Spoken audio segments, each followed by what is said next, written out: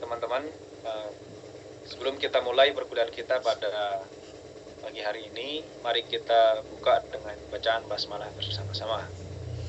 Bismillahirrahmanirrahim. Teman-teman,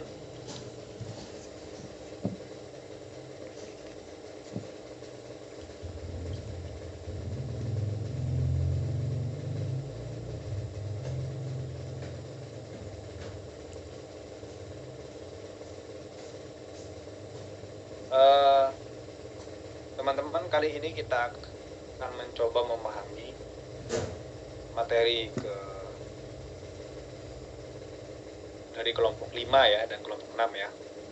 Materi ini membahas terkait dengan audit internal atau internal audit. Dalam SWOT analisis itu ada yang disebut dengan internal factor analisis ya teman-teman, atau yang kita kenal pada saat ini adalah internal audit. Internal audit itu adalah audit pada kekuatan dan kelemahan dari sebuah organisasi, baik itu organisasi yang bersifat jasa ataupun organisasi yang bergerak dalam bidang produk. Pada perbankan syariah khususnya, internal audit itu akan membahas atau akan mengaudit produk apa dan layanan apa yang menjadi kekuatan dari perbankan syariah itu sendiri, dan kelemahan apa yang dimiliki oleh perbankan syariah itu sendiri ya. Jadi kalau kita bicara masalah internal audit, berarti itu berbicara masalah kekuatan dan kelemahan dari sebuah perusahaan. Seperti itu teman-teman. Nah, saya mohon maaf karena saya tidak bisa online pada kali ini ya, karena saya ada rapat juga, ini rapat secara online juga ini saya ini. Jadi saya akan mendengarkan sekalian rapat ya. Ya teman-teman ya. Jadi tolong nih Afrina, Ahmad, kemudian Amliani, Anne, saya menyimak di sini. Fauzan sudah datang belum? Kelihatan Pak. Iya. Oh, standby Abdillah. Standby on kamera. Kemudian Fauzan mana?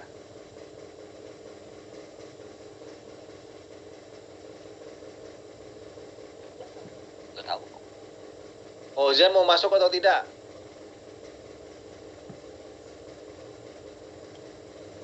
Ya, oke, saya catat aja Fauzan ya, nggak masuk gitu. Oke, baik, silakan presentasi. Saya menyimak di sini. Mangga, Afrina. Baik, Assalamualaikum warahmatullahi wabarakatuh. Waalaikumsalam warahmatullahi wabarakatuh. Jadi teman-teman, di sini kita akan mempresentasikan materi audit internal. Nah, sebagaimana tadi udah Bapak sampaikan, bahwasanya audit internal itu tuh merupakan suatu patokan bagi kita untuk mengetahui kekuatan dan kelemahan suatu perusahaan.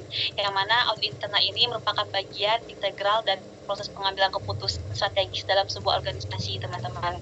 Melalui audit internal itu, perusahaan dapat mengidentifikasi berbagai faktor kekuatan dan kelemahan yang ada dalam lingkungan internalnya. Yang tentunya ini bertujuan untuk memastikan bahwa setiap kebijakan dan langkah yang akan diambil oleh perusahaan tersebut itu bisa diambil didasarkan pada informasi yang akurat dan relevan.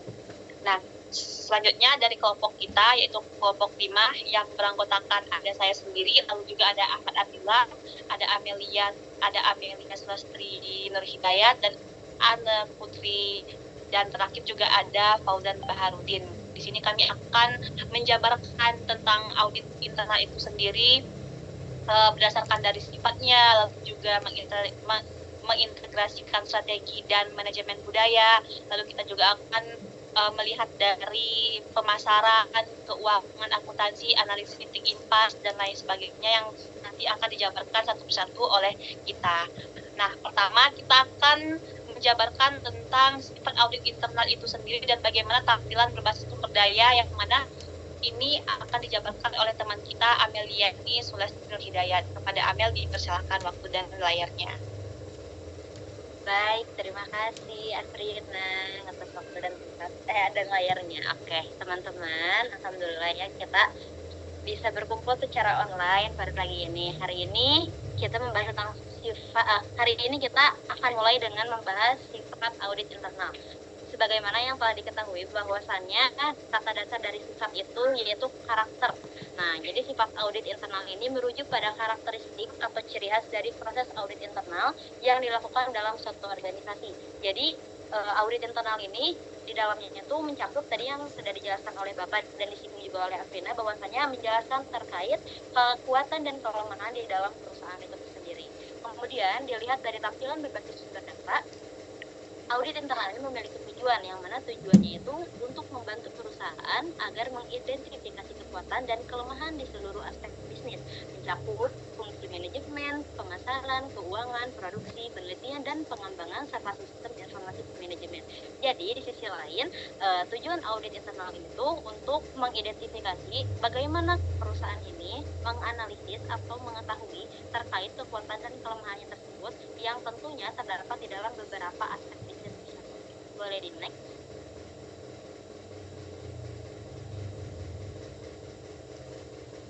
Adapun tujuan utama atau fungsi utama dari audit internal ini. Fungsi utama dari audit internal ini yaitu untuk membantu menyusun tujuan strategis berdasarkan kekuatan dan kelemahan. Seperti yang tadi dijelaskan, bahwasannya kekuatan dan kelemahan ini menjadi dua faktor yang berkaitan dalam setiap perusahaan. Pastinya setiap perusahaan memiliki kekuatan dan kelemahan sehingga diperlukannya identifikasi atau analisis yang baik untuk mengetahui seberapa jauh perusahaan tersebut dapat mencapai keunggulan yang optimal berdasarkan kekuatan dan kelemahan tersebut. Nah, kemudian ada melibatkan manajer lintas fungsi untuk meningkatkan pemahaman antar departemen dan mendorong kolaborasi. Jika perusahaan tersebut memiliki kekuatan atau kelemahan, pastinya ada kelemahan dalam setiap perusahaan, sehingga jika memiliki kekuatan yang signifikan, tentunya dapat membuat perusahaan tersebut akan memberikan dorongan yang baik untuk berkolaborasi dengan beberapa perusahaan lainnya. Namun, kelemahan dari perusahaan tersebut menjadi bagian internalnya saja yang pastinya tidak perlu dikeluarkan ke perusahaan yang lain. Nah, kemudian dilihat dari pendekatan research based view atau sering disebut dengan RBV. Yang mana sumber daya internal ini fokusnya pada sumber daya fisik, manusia, dan organisasi. Ada bagian yang langka, sulit ditiru, dan sulit digantikan oleh pesaing. Kita bahas dulu terkait sumber daya internalnya ya teman-teman. Sumber daya internal ini fokus pada sumber daya fisik, manusia, dan juga organisasi. Di sini bisa dibedakan bahwasanya sumber daya fisik itu seperti alat, teknologi, kemudian mesin, dan lain sebagainya. Nah, kalau sumber daya manusianya itu seperti karyawan, manajer, kemudian bisa juga dianggap sebagai pengetahuan, kecerdasan, intelektual, dan lain sebagainya. Dan jika dilihat dari sumber daya organisasi, itu fokusnya kepada struktur perusahaan, kemudian kepada sistem operasi dari perusahaan tersebut, dan lain sebagainya. Begitu. Kemudian di sini ada kata yang langka, sulit ditiru, atau sulit digantikan oleh pesaing. Perlu diketahui bahwasannya langka di sini berarti perusahaan tersebut sulit untuk didapatkan, yang mana sumber daya yang terdapat atau faktor-faktor yang tadi sudah dijelaskan fokusnya dari sumber daya internal ini harus langka. Kenapa? Karena jika perusahaan itu langka atau sulit didapatkan oleh pesaing, tentunya akan memberikan keunggulan yang kompetitif bagi perusahaan tersebut. Kemudian sulit ditiru. Sulit ditiru ini susah untuk dimodifikasi oleh pesaing atau kompetitor. Jadinya perusahaan yang sulit ditiru oleh pesaing tentunya akan memiliki nilai lebih. Nah, kemudian sulit digantikan oleh pesaing. Sulit digantikan ini tentunya sama halnya seperti yang tadi atau sulit ditiru, yang mana dari sulit digantikan tersebut tentunya para pesaing akan merasa tentunya perusahaan akan membuat perusahaan tersebut menjadi lebih unggul karena memiliki kemampuan yang sulit digantikan oleh pesaing. Kemudian di sini ada kompetensi inti. Kompetensi inti itu yaitu kekuatan unik perusahaan yang memberikan keunggulan kompetitif berkelanjutan, misalnya inovasi produk atau sistem pelayanan pelanggan yang unggul.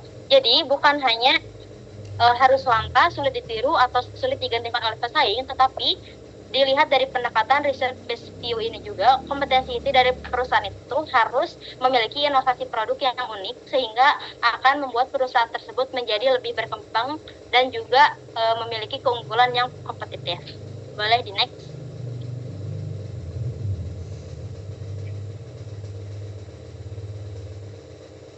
Oke, selanjutnya adalah terkait mengintegrasikan strategi manajemen budaya. Di sini ada dua aspek, yaitu strategi dan manajemen budaya. Kalau dilihat dari definisi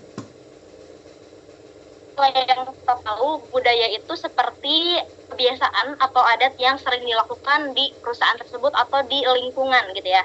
Nah, teman-teman perlu ketahui bahwasannya banyak sekali budaya-budaya dalam perusahaan yang pastinya itu menjadi salah satu kebiasaan mereka. Ya, seperti contohnya di Google. Misalnya Google itu memberikan mendorong seluruh karyawannya itu harus mengelilingi perusahaannya itu menggunakan skuter yang telah disediakan oleh perusahaan upaya untuk mereka tuh jadi menuliskan curhatan pada papan tulis yang sudah tersebar di perusahaan tersebut yang sudah disediakan. Itu di Google. Jadi kerjanya itu bersifat informal. Beda halnya ketika di P&G atau Procter & Gamble. Mereka itu di sana pekerjaannya atau karyawan itu sangat kaku sehingga memberikan dampak pada karyawan yang mungkin menjadi lebih stres begitu ya dalam bekerja.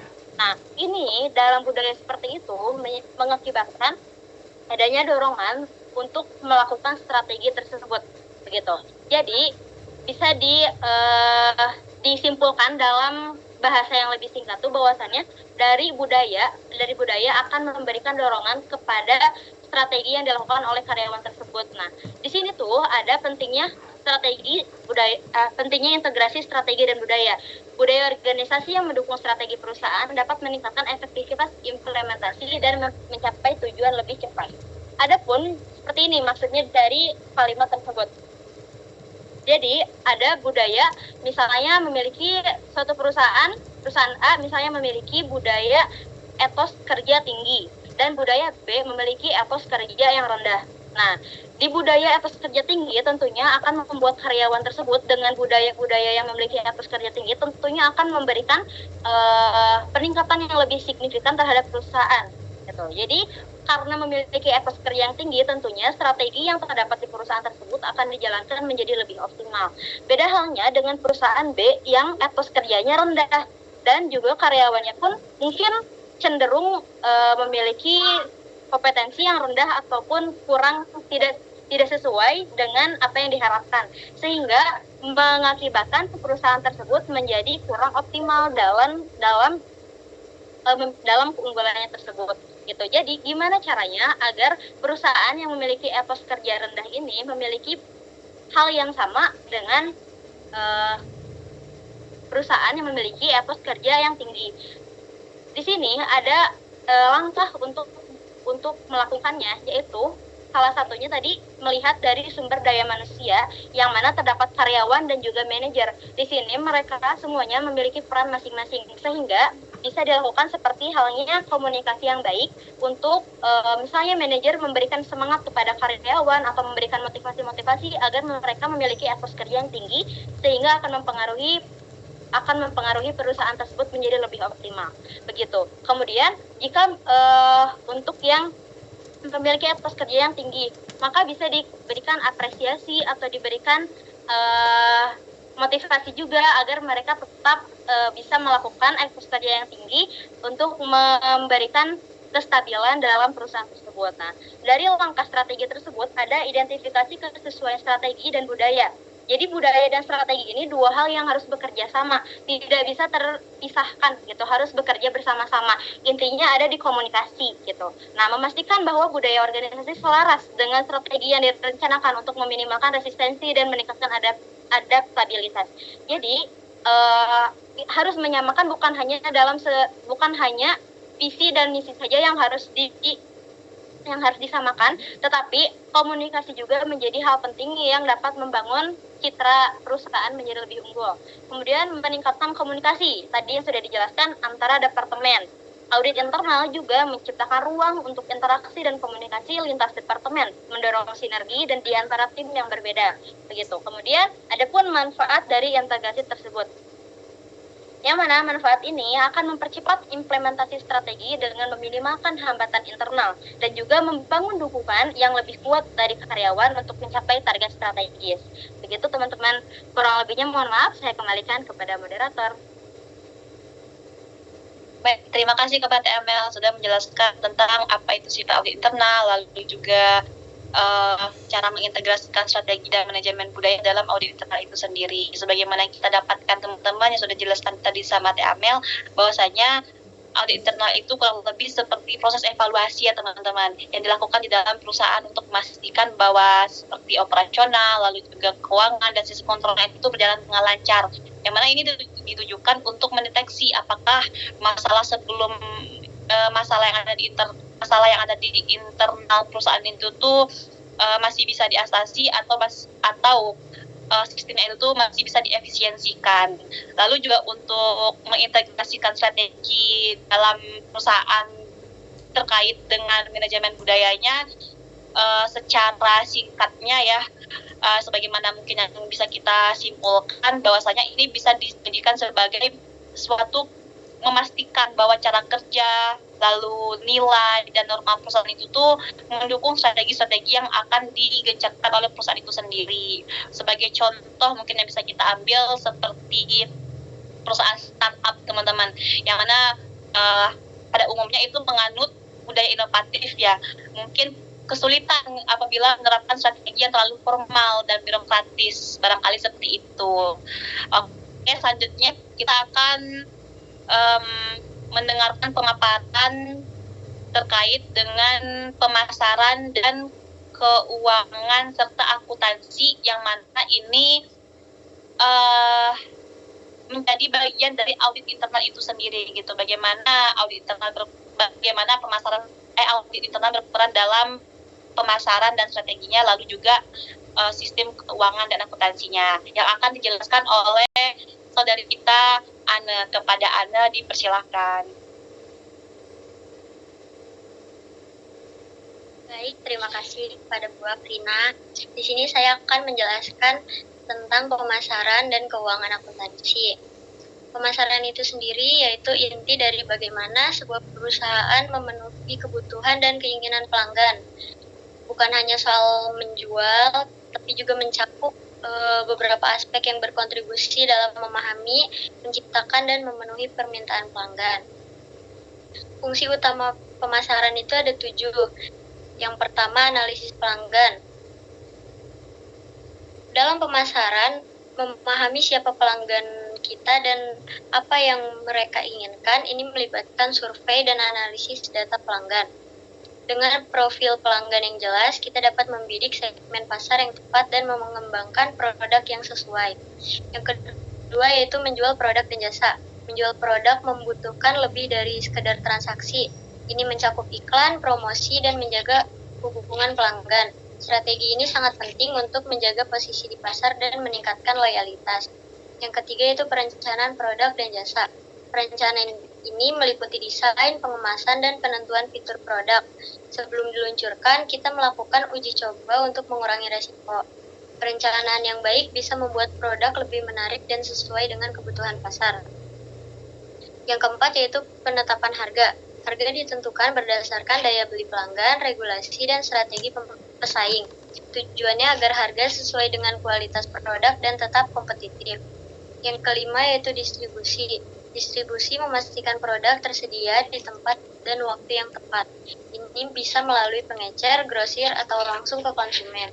Distribusi yang efisien sangat penting untuk kepuasan pelanggan. Yang keenam yaitu riset pemasaran. Riset pemasaran adalah pengumpulan data untuk memahami tren pasar dan efektivitas strategi pemasaran. Yang terakhir yaitu analisis biaya atau manfaat. Analisis ini penting untuk menilai apakah suatu keputusan pemasaran menguntungkan. Dengan memahami biaya dan manfaat, kita dapat memprioritaskan strategi yang memberikan hasil yang baik. Selanjutnya yaitu keuangan dan akuntansi. Dalam bisnis, keuangan adalah cermin kesehatan perusahaan dan daya tarik bagi investor. Keputusan keuangan yang tepat memastikan perusahaan tetap kompetitif dan mampu bertahan jangka panjang. Keputusan keuangan utama itu ada 3, yaitu keputusan investasi, keputusan pembiayaan, dan keputusan dividen. Keputusan investasi yaitu tentang bagaimana kita mengalokasikan dana untuk proyek atau produk baru. Investasi yang baik berpotensi memberikan keuntungan jangka panjang dan meningkatkan nilai perusahaan. Selanjutnya yaitu keputusan pembiayaan. Ini berkaitan dengan bagaimana perusahaan memperoleh dana, apakah melalui utang ataupun ekuitas. Kita harus mempertimbangkan rasio utang terhadap ekuitas untuk menjaga keseimbangan finansial dan memastikan perusahaan tidak terlalu bergantung pada utang. Yang terakhir yaitu keputusan dividen. Dividen adalah pembagian keuntungan kepada pemegang saham. Kebijakan ini mempertimbangkan keseimbangan antara memberikan keuntungan kepada pemegang saham atau menginvestasikan kembali laba atau untuk pertumbuhan perusahaan. Selanjutnya yaitu jenis-jenis rasio keuangan. Jenis-jenis rasio keuangan ada 4, yaitu rasio likuiditas untuk mengukur kemampuan membayar utang jangka pendek. Rasio leverage menunjukkan seberapa besar ketergantungan perusahaan pada utang. Rasio profitabilitas yang mengukur efisiensi menghasilkan keuntungan. Dan yang terakhir yaitu rasio efisiensi aset, menunjukkan seberapa baik perusahaan memanfaatkan asetnya.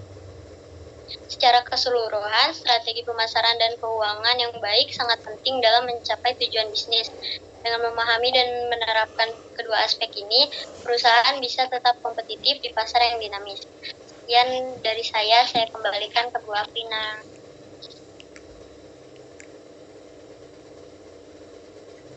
Baik, terima kasih kepada Ane.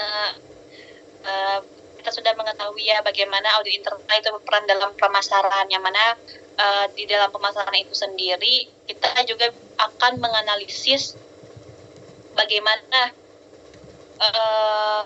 perilaku konsumen atau pelanggan, lalu juga bagaimana strategi penjualannya dan perencanaan produk, serta hingga kepada distribusinya teman-teman. Dan juga dalam keuangan dan akuntansi, kita kan bisa menilik gitu sebagaimana keuangan itu tuh berperan dalam audit internal itu berperan dalam manajemen investasi, lalu juga pembiayaan serta pembagian dividen. Dan dari rasio keuangan ini sendiri kita akan bisa mengetahui kemampuan suatu perusahaan dari segi likuiditas, leverage, profitabilitas serta efisiensi aset. Baik, selanjutnya kita akan mengetahui tentang analisis titik impas dan juga produksi dan operasi yang akan disampaikan oleh teman kita, Saudara Fauzan. Kepada Fauzan dipersilakan waktu dan layarnya.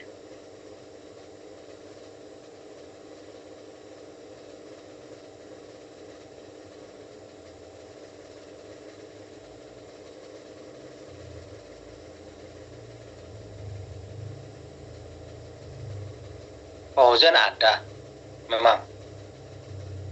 Tadi udah masuk, Pak. Hah? Tadi udah masuk. Mana belum ada ini?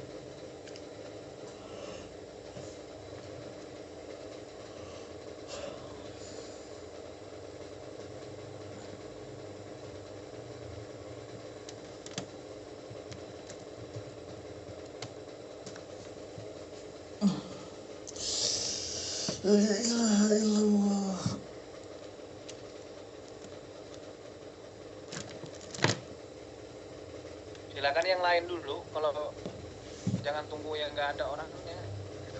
langsung aja. Oke, langsung saja ya teman-teman, kita lanjut ke, sambil kita menunggu teman kita Fauzan, kita lanjut kepada bagian berikutnya, yaitu penelitian dan pengembangan serta penelitian dan pengembangan dalam audit internal yang akan dipaparkan oleh teman kita Ahmad Abdillah. Pada Ahmad Abdillah dipersilakan. Sebentar teman-teman ini.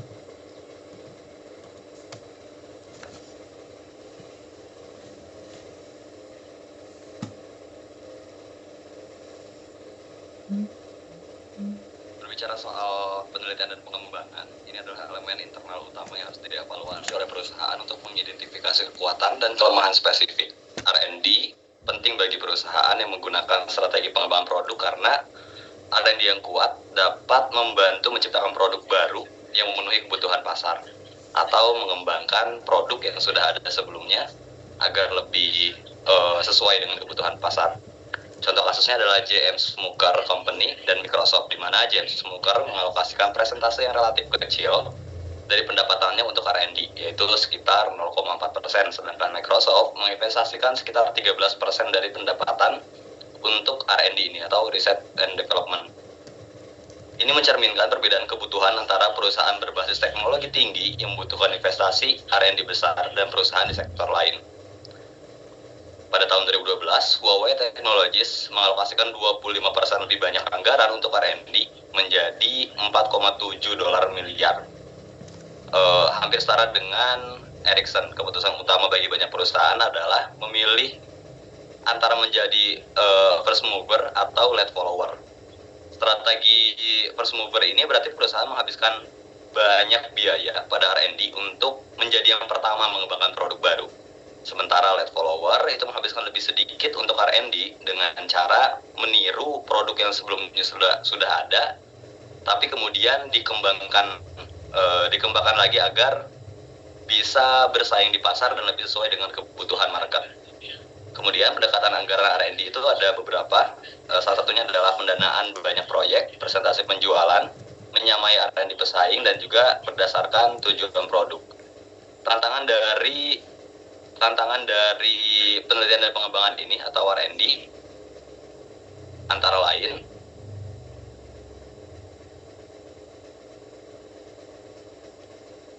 siklus produk singkat, regulasi yang ketat, dan juga persaingan yang tinggi. Selanjutnya adalah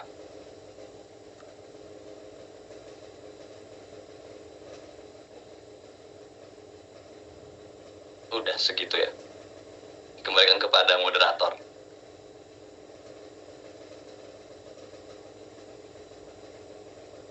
Oke, baik teman-teman.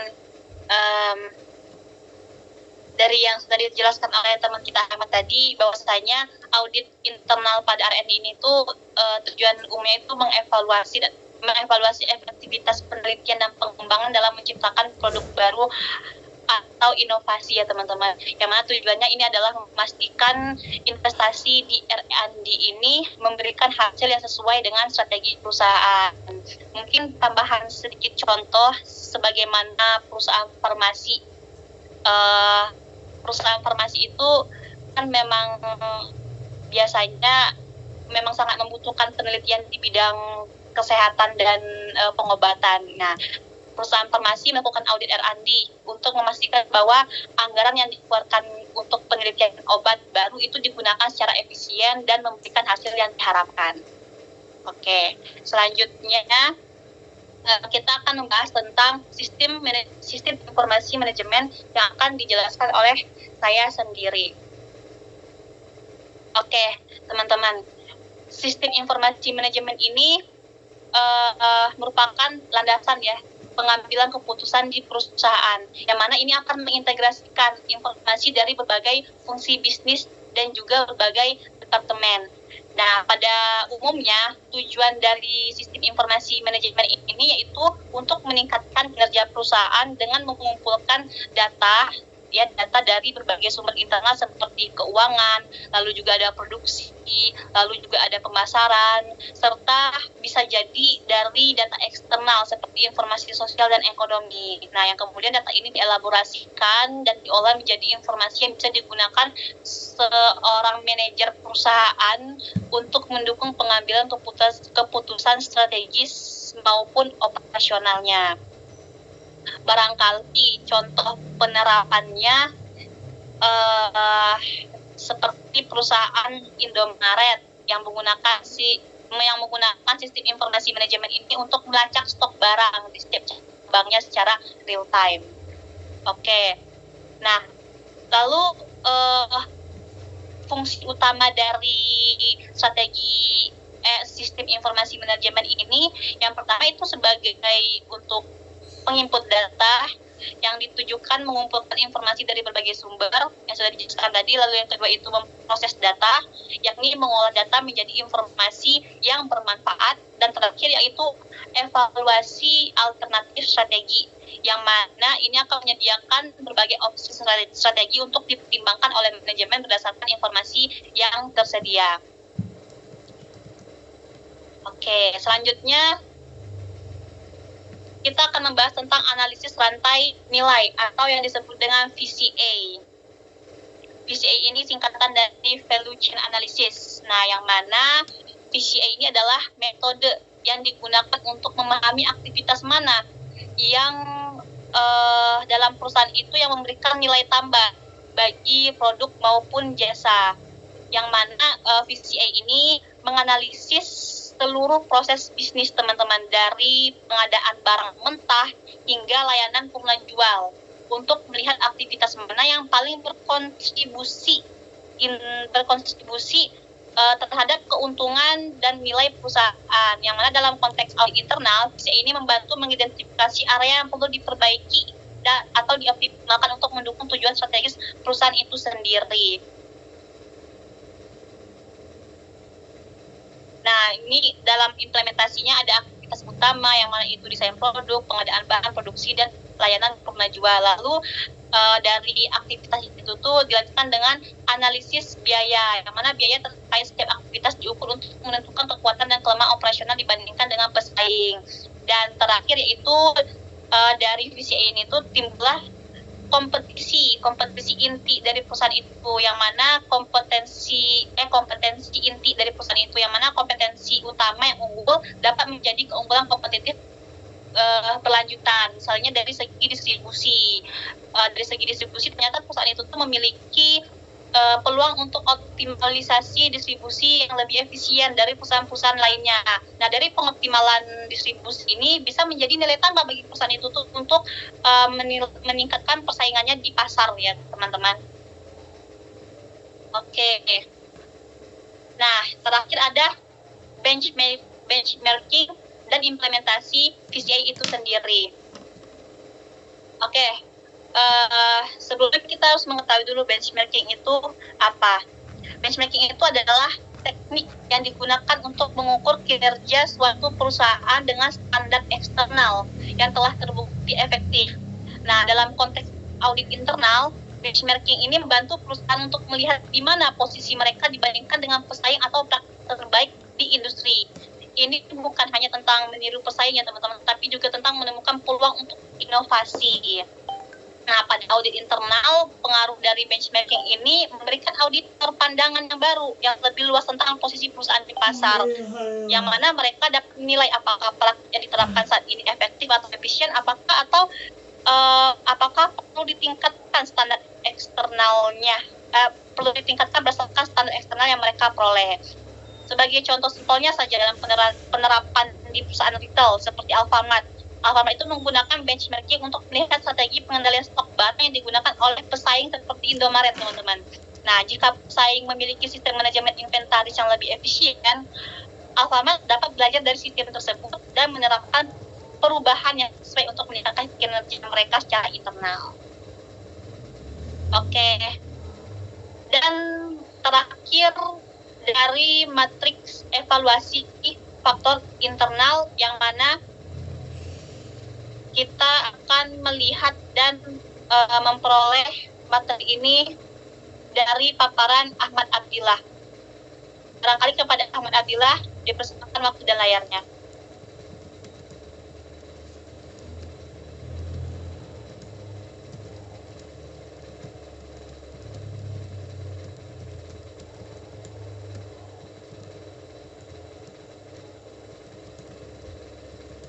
Kemana Abdillah itu kok udah gak ada? Ada ini Pak, Mana?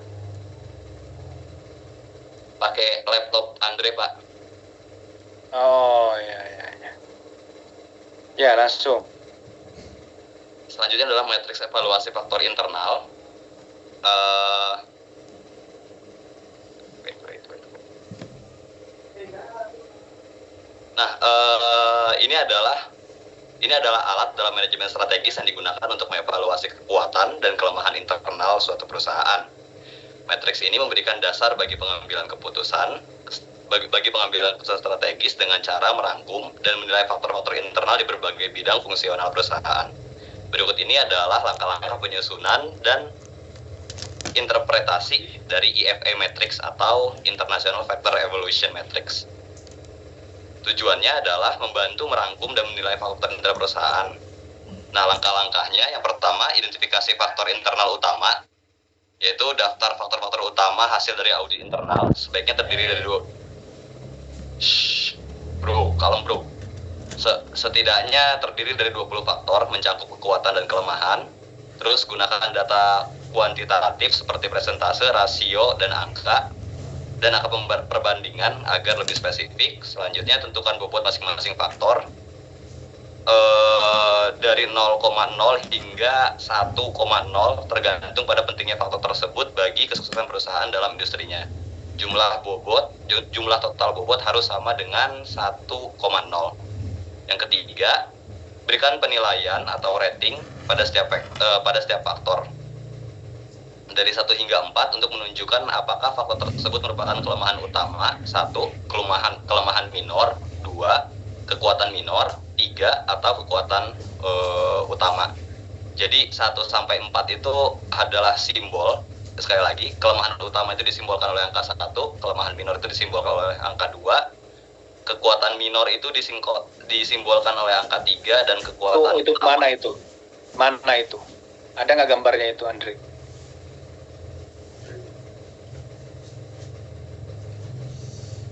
Gambar apa Pak? Iya, tadi yang kamu kekuatan minor, kekuatan mayor, mana itu? Belum dimasukin Pak, nggak dimasukin. Ya ngomong itu kalau nggak ada gambarnya orang bagaimana paham? Siapa namanya? Abdillah. Ya nggak bakalan paham gitu loh. Harusnya Anda itu masukkan tabelnya gitu loh. Kan biasanya ada tabelnya ini. Benar nggak?